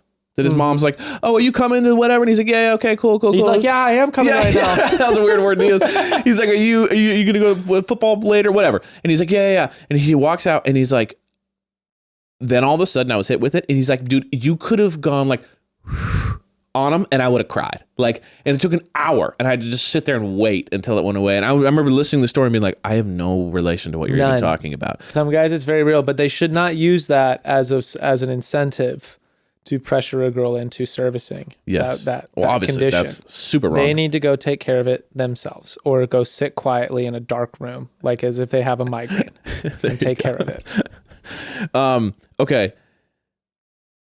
Thoughts on long distance relationships? So I mixed thoughts. I was sort of in one in college where like the girl that I was dating my freshman year went to another school and we stayed connected through the long distance thing, planned trips together, whatever. We allowed each other to like hook up with other people, but we set parameters that were like. So you were in an open relationship? I was in an open relationship due to being in college, due to being in this thing of like, we were both very like physically oriented people. And it was like, I don't want to end things with you, but I don't want to not have sex my entire sophomore year of college because you're in another school. So we did we planned trips every break to visit each other, the whole deal. What ended up happening for us was that the person over the phone became very different than the person in front of me. And so you grew in two different dimensions. Dude, we're still like wildly close. We still talk a lot. So the phone connection became stronger than the in-person. The phone connection between us is so rock solid. Like she's still one of my best and closest friends that I never ever physically hang out with. But if something's going on in our personal life, if something's happening, if we want advice, if we want to talk through stuff together, one of the first people each of us call. Got it. But we don't hang out. We hang out when like someone from out of town, like a friend, she lives in LA and we never hang out, but we talk all the time. Yeah. Got it. And that's like, for us, that relationship was much better. So I have like a mixed thing of like, we actually grew much closer through our long distance relationship, but it completely destroyed the short distance right next to you relationship. Got it. Yeah. I mean, I'll take the angle more on, people talking about like, can it last? And, can those things? My whole thing is like, anytime someone says, and this is a generalization, but anytime someone says like just a long distance thing, I don't think it'll work for us. They don't like you that much. No. Cause people will do anything for love or, you know what I mean? If you really like someone, you'll figure it out. You know what I mean? You'll figure it out. And so I think that anytime someone gives you the like, sorry, it's just too far. I just don't think it's going to work because we're just too far. There's just not enough connection there to make that person go, I'm willing to do whatever it takes. So it's it's a little more chill for them. It's a little more like, we have fun together, but it's not a big deal. I just think that like, if you're madly in love with someone, you'll be like, okay, cool. Let me just figure it out. We got to figure this out. So to borrow a bachelor term, you think you have to choose this person every day? Yes. Mm-hmm. I'm a big fan of choosing people every day because I think relationships are work. The second you try to set it and forget it, the second you just start losing all. It's Bekah's dad said it to me so I've asked Bekah's dad if I could propose to Bekah. And we talked about why. And he was like, he gives such good advice. But he was like, marriage is very difficult. He's like, he said the same thing. He's like, you have to choose to want to love this person every day, because there will be weeks, months, and even potentially years of your relationship where you don't want to, where it's not coming easy. Yeah. And you have to actively choose to make it work, to choose to love this person. Not because I think people have one thing me and Bekah's relationship is exposed. It's we weren't love at first sight kind of thing. It was we've chosen to find the love and make it and hold on to it. You didn't have the and natural, make it through normal growth. No, which is what sure, some other people's relationship will start off like that, but they're going to make it through the long run. You're going to have to do what we're doing, which is you got to want to love this person. You got to want to to work through the yucky parts of those days with them, or those weeks or those months where they need space, or they're just unhappy with you, or the sound of you chewing infuriates them. Yeah, so you right. literally can't eat next to this person. Sure. And then, you have to whatever. But I love that saying from the show. It's it's so cliche, but it's so fucking real of your long distance relationship will work if you choose to make it work every single day. And when it's not working the way that you want it to, you're going to have to choose to deal with it. Otherwise, if you want to, that's, to me, that's the answer there. It's I believe it can. It's just whether or not the two people both want it to. You're going to have to make a long distance relationship work, you have to be extra selfless. Yeah. Because you're going to have to be able to meet that person where they're at when you're not there, right? Someone crying on the phone is one of the hardest things for me, at least. Crying in person, it's a lot easier for me to connect with that person and see what's going on. But someone crying on the phone and me trying to console them and talk with them, it's so much harder to me. You just put the microphone, the mute button on. But you know what I'm saying? There's this level of finish. it's so much harder because you're not there to hug Go back them, to playing tell them. Call of Duty. But it's just sure, babe, it's way more selfless, Which dovetails into this. Do you believe in soulmates? Do you? No, I don't believe in soulmates in that you meet someone and they're your soulmate. I believe that soulmate, it's a little bit more of the choose every day. I believe that you can create soulmates to where I do believe that I don't believe it in a cosmic way. I believe it in a growth way that you can work hard on your relationship and connect for long enough to where you can literally connect at a level to where if you believe in souls or not, let's just call it a soul. Your soul is vibrating with the other person to where you're oh, I don't think you can get closer than this. That feeling, you know what I mean? So I think that I don't think it's oh, you're my soulmate because I met you. I think a combination of having the right puzzle pieces fit personality wise, mixed with tons of work, can create we talked about this. Me and Jess talk about this all the time. I believe that we've worked to soulmate level, even to the point where I go, we could get divorced and she could still be my soulmate. You know what I mean? Because there's this level of we've gone places that I just know for a fact that I don't think I'll ever get with anybody else. We could get divorced tomorrow, remarry, be madly in love with our partners. But I would probably go that's my soulmate. Well, see, you know what I mean? Because I've been to that. I've been to the levels that there's not enough time almost left in my life to get there with that person. That's what takes you know what me I mean? back to this thing on the open relationship thing is even some people would be I'm with someone who's you could have sex with other women if you wanted to. And that's a lot of people would be oh my God, that's the coolest fucking thing ever. It's the most down ass girl. Right. Be I don't want that. Mm-hmm. I just want to have sex with you, babe. Come here. I just want to only have sex with you. I just want you to only want to have sex with me. BB. Biba. Biba. Baba. I got so many DMs. Just at first, I saw one DM and it just said "daddy," and I was like, "Okay." And then I could see the rest of them and it said "dada." Daddy, and I was like, I was getting all these DMs of people just going daddy, dada, daddy, dada, daddy. I have DMs that are saying, "I'm drinking Milkies." Dude, Ember's so full of those things, it's unbelievable. Yeah, I was getting all these daddy, dada, daddy, dada, daddy. It's so funny, dude. It made me laugh every time I read one.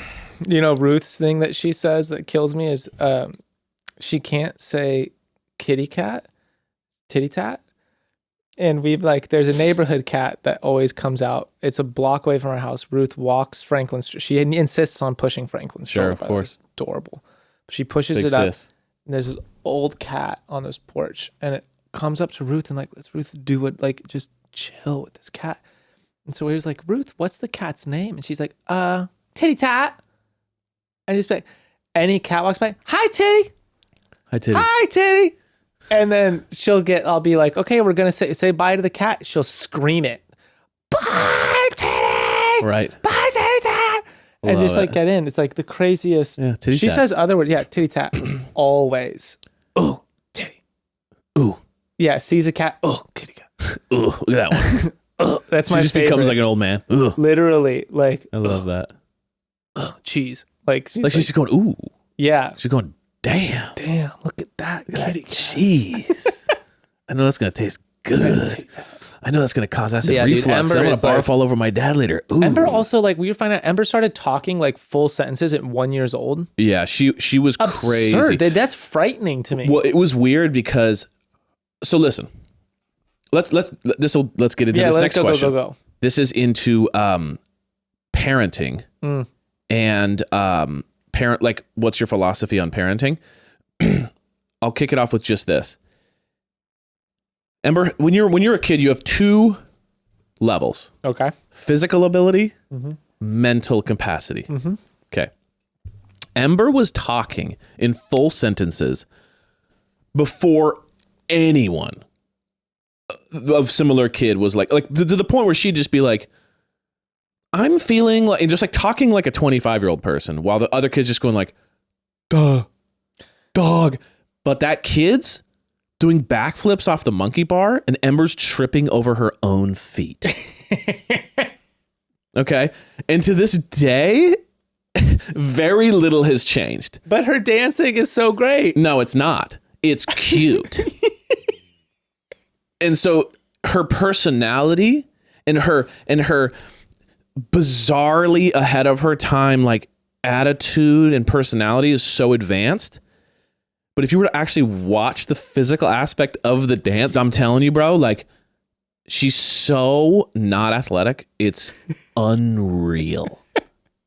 Because It's Frank is unbelievable. what month is it? It's April, May, June. Frank's almost 10 months old. And Ember was talking at 1, right?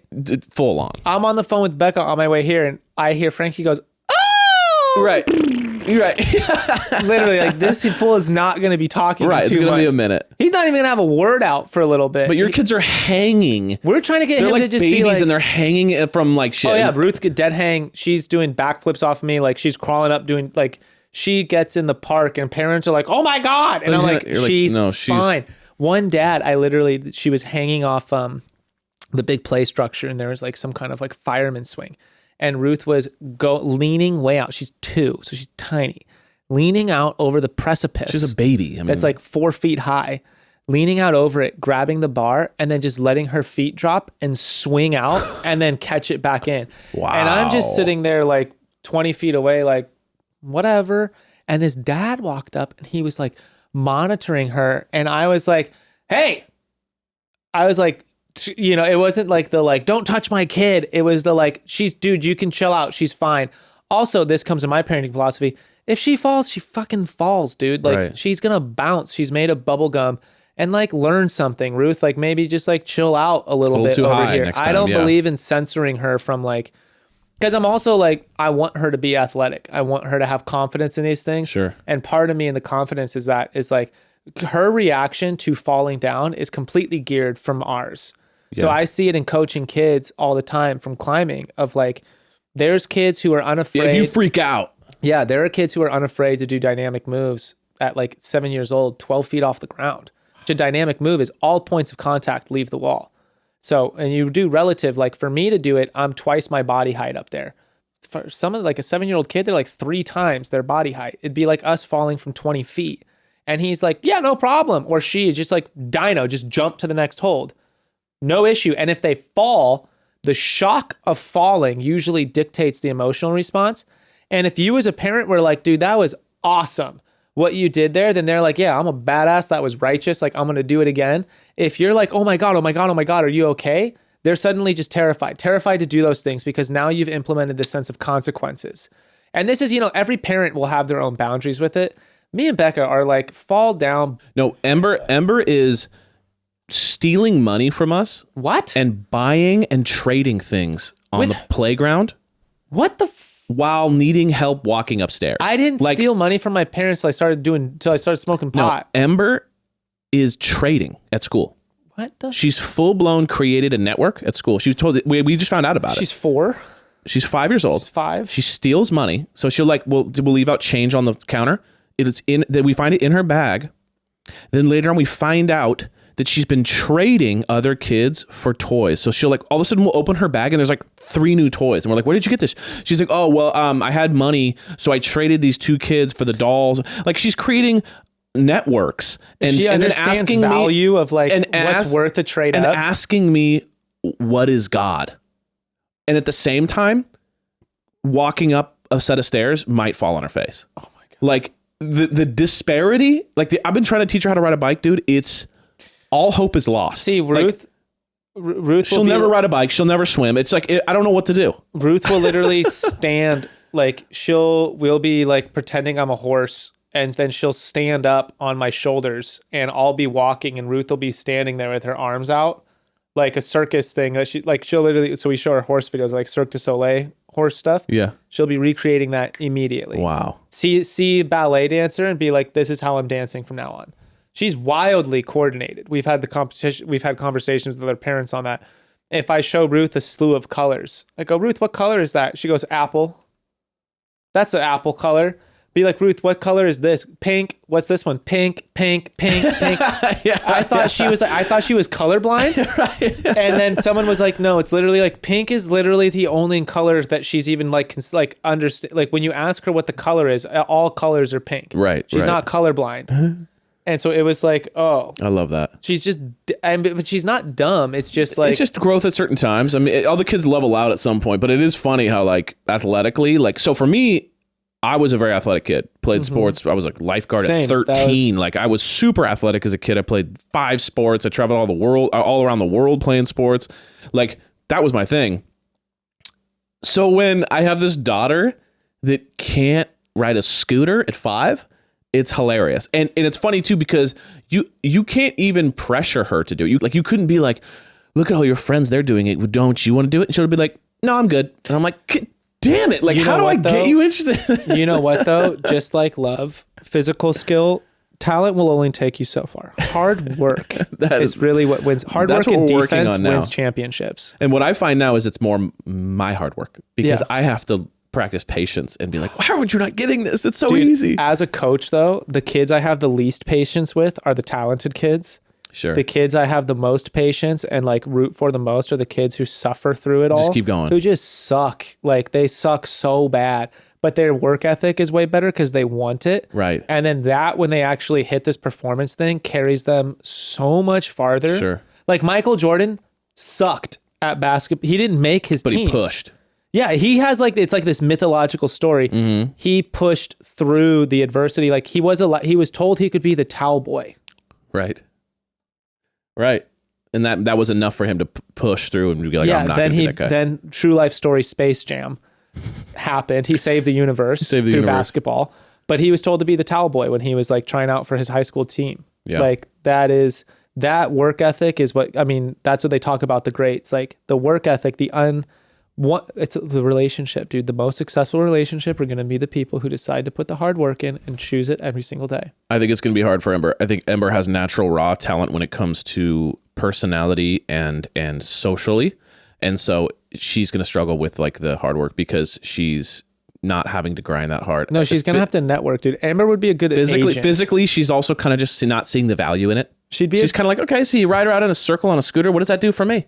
She could see the value in people, though. I see Ember being a Hollywood agent. She's a big people person. Or she's sports not a physical agent, just trading people, being no, they're not worth $4 million a year. I got a $6 million athlete for you. You're going to sign him for 2 and you're going to love me for it. And in exchange, this is what you're going to give me. Right. And she's going to be and then she trips down the stairs in the office. She's like, are you okay? I've got 3 dimes and a nickel right here, and you've got 3 stuffed animals that I want right now. What are you doing with those animals? How much value do they have to you? Yeah. None. You know how much value this dime has?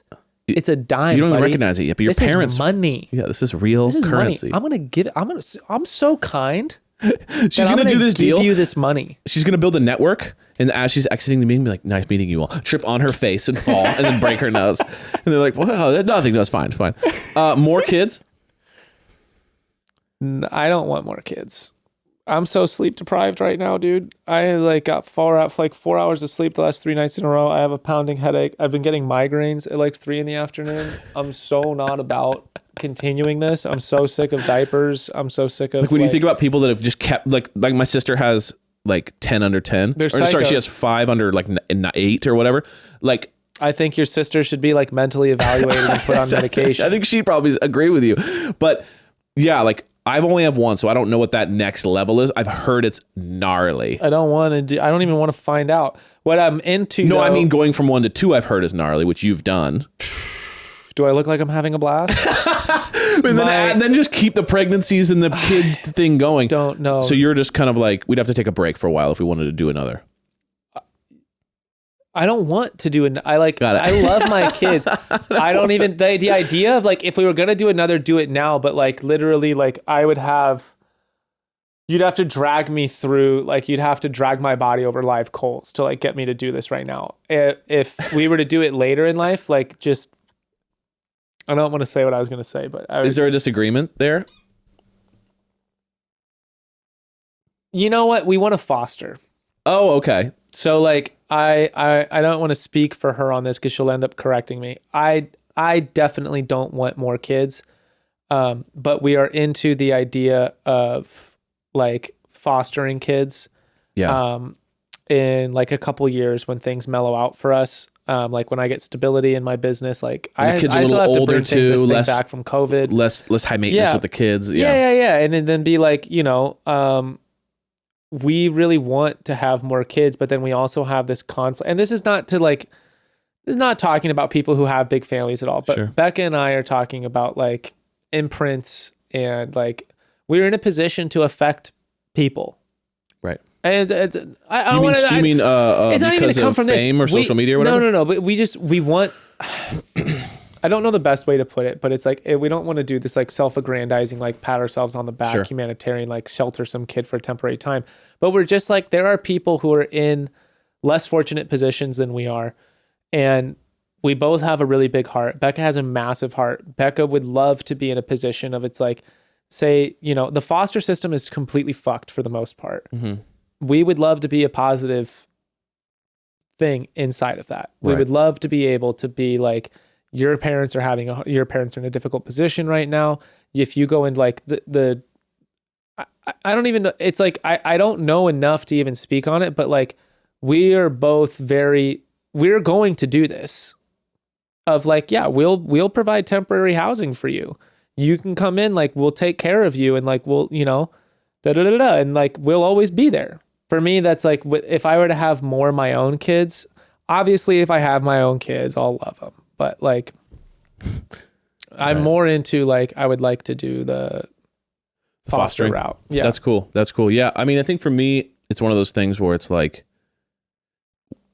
where I struggle is like, I know it's the struggle between being what's right for you and your partner to be good parents and be healthy people versus like what might be the ideal situation for your kid when it comes to like, okay, so let me put it this way. I think being an only child, some people thrive and some people don't like it at all and hate it, right? I was not an only child.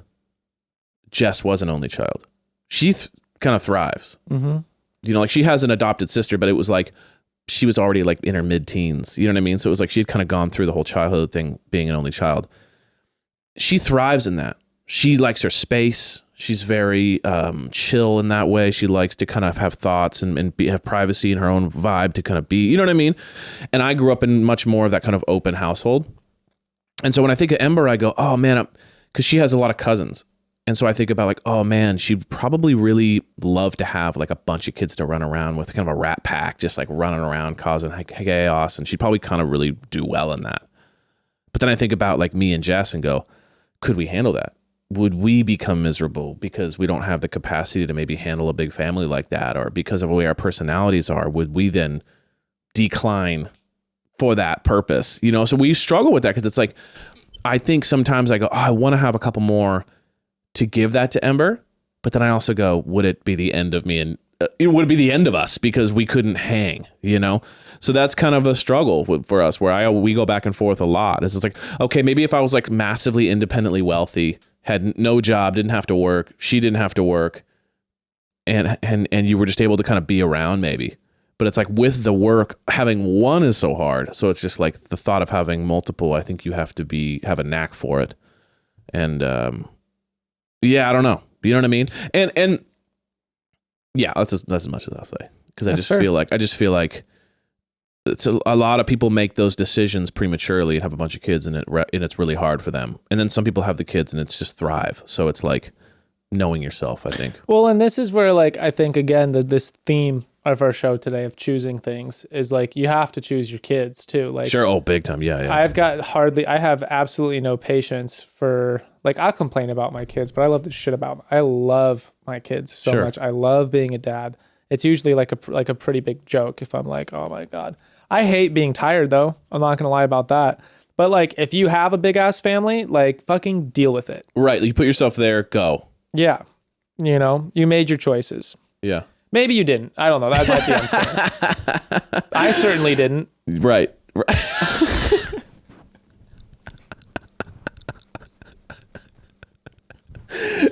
She made my bed. Now I'll sleep in it. That's why when you were like, I'm broke. Like, I've been broke. I was like, oh yeah, dude, definitely. I was like, I am broken too. That's like when someone's saying something about something different, but you're connecting with it on a totally different angle. Preach. I'm right there with you, buddy. I'm like, when the woman in your life has just clipped your balls and broken the stallion you once were. Like Spirit, the stallion of the Cimarron, they're trying to break him, and he's like the unbreakable horse. I'm like, that was you. I wish I could relate to you, Spirit. My ass is fucking hobbled. You are broken. As we should be. We should be broken. Yeah. Okay. That was a good one. The kid thing is wild. It is wild. It's so complicated. It's so complicated. And your personal life mixed with, I mean, some people have massive help from their parents too. Like if your mom lives we both down do. the street, that makes such a difference. Like we get very little because of distance. And so like that is a massive factor. Like if my mom came over all the time, or her mom was always over, I'd be like maybe a little bit more because there's kind of that ability. But if that's not the case, there's so many things that factor into it that it's just like, it's no joke. Okay, wait. I don't even know if we have time to answer this because we're running over what you said. But where are we at right now? It's 12:15. But we had this question at the end: have sex with your mom's body, but your partner's brain, or your partner's body, but your mom's brain? Yeah. So it's kind of like mom body, Bekah, or, Jess inside of them. So it's like when you're looking down at the person, you're talking to your partner, but in your mom's body, or vice versa. You're having sex with your partner's body, but you're looking into your mom's eyes. I'm gonna defer this to later. Okay. What a problem. I wish I could like emotionally be casual about these questions. I really absorb them. So sickening. I do. It's so sickening. It's visceral for me. Okay, then before we get into that, well, it's not. It's just not. I'm just reading that question. You're just saying, I can't handle that. Yeah, I can't handle it. But it's a question on there. It's a really fun question. Maybe you as a listener can consider this question. Play it with your partner. Have fun. Ask your friend this question. I do not want to. I can't go there. Okay. I'm trying to think if I could handle it. What I would do. Okay. Here's. This is just off the dome. Here's my thought. Mom's body. Jess's dad's personality. No. Mom's body. Jess's personality, because here's what I would do. I get super drunk and I just close my eyes and I'd be like, talk me through it, Jess. So at least I know I'm talking to Jess. But for me, looking down at Jess, but looking down at Jess, knowing my mom is looking at me, I would try to disassociate the body more than the person. I think the body I could disassociate more than the person. Maybe not. Oh, I'm literally about to have an anxiety attack. That's what I'm like. I'm having one for you. My hands are sweating. I just started sweating. I have to pee. My hands are sweating. The room is so hot. My feet are sweating right now. Oh my God. Someone bring me a sponge. Just dab me like I'm a doctor. I'm a surgeon right now. Oh my God. Okay, let's see here. I think I'm liking where we're at with all Friend this. calls you to cover up a robbery. What do you do? Oh yeah, that was a good combo because it's kind of this thing of like, your friend commits a crime. Do you cover it up for him, or do you? Let's get more intense. Okay, murder. Yeah, 100%. But let's say it wasn't malicious. It wasn't like, oh, I'm a killer. Let's say like, dude, I got this guy and we got into it, and or let's say it's a little more intense than that, like a crime of passion. Yeah, I lost my mind. I lost my mind, and it was just like I blacked out, and he's dead. What do I do? I don't know what to do. I'm calling you. Your friend's calling you. What do you? I'd be like, okay, here's the first thing we got to do. We got to put drugs, just drugs in the dead body. What about the knife in his chest? No. Self-defense. But the answer without the shadow is you help cover it up. Sure, it'd be kind of fun.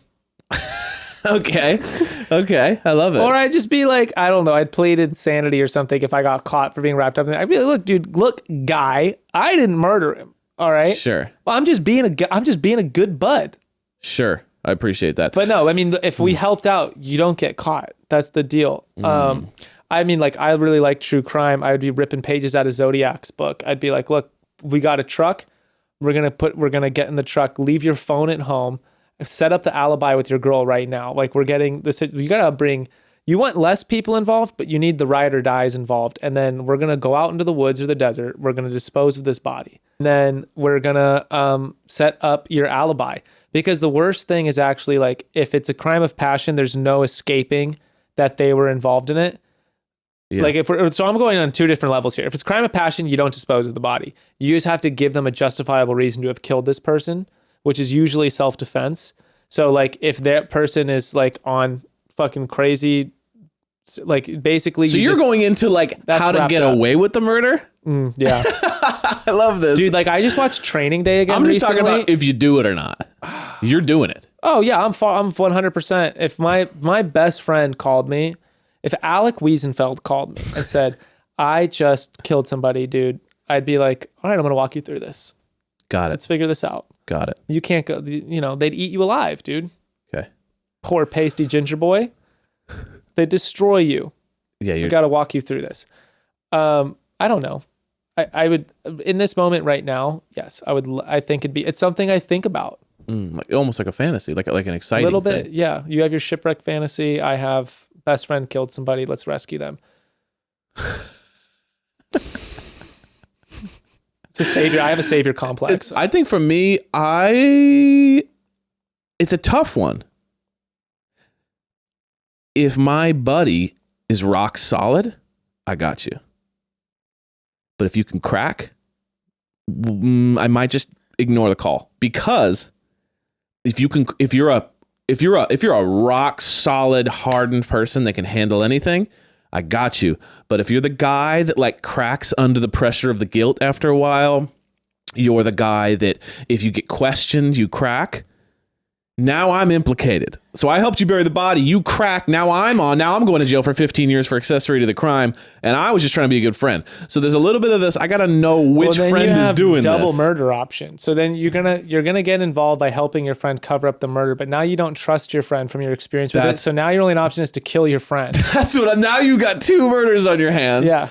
And so that's the problem there. Is like, Slippery it depends slope. on the friend. Slippery slope. Because the friend could just be like, oh, I killed him and Evan helped me. And I'm like, what? If that was actually a murder trial on a thing. Just be like, you were completely uninvolved in a murder. You didn't have to. You stepped in, helped cover up one. There's been shows like that. One. I love that. I think there's one. I forgot what it's called, but yeah, it's like something where it's like you help the guy. I mean, and then the guy starts getting guilty, and then you're like, dude, and then you kill that guy because it's like it's gotten too out of control. I love this story. I'm like, I'm gonna go home and write a play about this right now. this is an issue. That's when you start getting involved, and then that person weakens, then you got to kill them. Yeah. So it's too. So for me, it's like I got to know that person can handle the heat, And or once else you've I just killed- go. When you've I'm killed sorry, once, I'm away from the office. Like once you've killed once, It's just it's easy. a downhill slope. It's easy at that point. Do you think you could? Do you think? I mean, Gray doesn't know, but he's heard that it's like that. It's supposedly like that. Supposedly. Supposedly. Supposedly. Supposedly. Well, that was a shit show, but That it was fun. Great. I'm so ready to start my day. Yeah. Now we're ready to start the day. This is morning one, by the way. We usually record at night, but I think the morning's fun. We kind of love have some the more morning. energy. You get the day going. Sometimes at the end of the day, it's fun, but you are kind of tired. You're drinking, firing. Bekah and I get really snarky and moody at the end of the day. There you go. So if that's happening, you know, Yeah. probably pretty soon we're gonna get so used to this. We're gonna start getting snarky. We're gonna be like, don't bring that shit I in hope here. not. Me neither. We got a long road ahead of us. All right, cool. That was a little get to know us part 2. I hope you know us now. I mean, I feel like what's less important is our answers, and more important is watching us answer. Yeah. You know what I mean? Yeah, you should watch it. It's a shit show of an answer It fest. provides. There's a lot of like physical things we're doing that we're not explaining. You should just watch us, dude. Bust up our YouTube hits. Just how about do this? Download it, listen, Yeah. and watch Oh yeah, same time. 10 times. That would be great. Just I would love it if Chatty Bros had better numbers than Chatty Broads.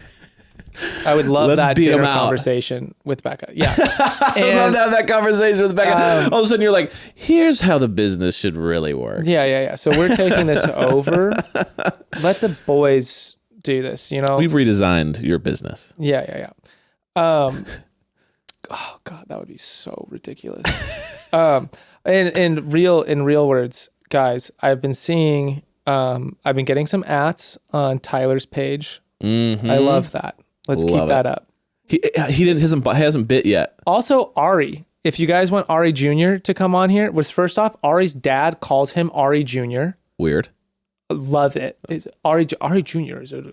I need that. I need that conversation. If we can't get Ari on, if we can't get Ari Jr. on, I need Ari Sr. to come on here, and we need to get him to say Ari Jr. as many times as possible. Love that. It would please me immensely. Okay. Love that. Oh, it would please me. But honestly, if we could get Tyler on, now the fact, I mean, he's had to have seen the tags. They have For a to. while, you guys were blowing his ass up. I was like, every day I would see just like 100. And I was makes just me like, he so has to see this. happy. He's probably just like, dude, it's going to cut into my surfing time. You think he surfs? Maybe not. Probably his not. running time. Something like that. It's merch sales. You I know, don't he's know on the what. front page, on the homepage of the Hoka What's that? Hoka shoes. What's that? It's a shoe. It's Oh. a shoe pace. I got them. They're really comfortable. It's like walking on clouds. So his advertising worked. No, I was very shocked when I went on there Oh, to find him on there. I was like, what? It made me like a little bit, not gonna lie. I was like, what? the Should I fuck, buy these dude? now? And he's got the red ones. I was like, why don't you have the red ones? Get those shoes. well, peace and love. Peace and love, broads. We will do this again in a week or 2 weeks' time. It's kind of our schedule now. Every other Friday, we'll be dropping these things, and we'll figure out what we're going to talk about next because we're free flowing, baby. Peace and love. Mwah, mwah. Chat soon.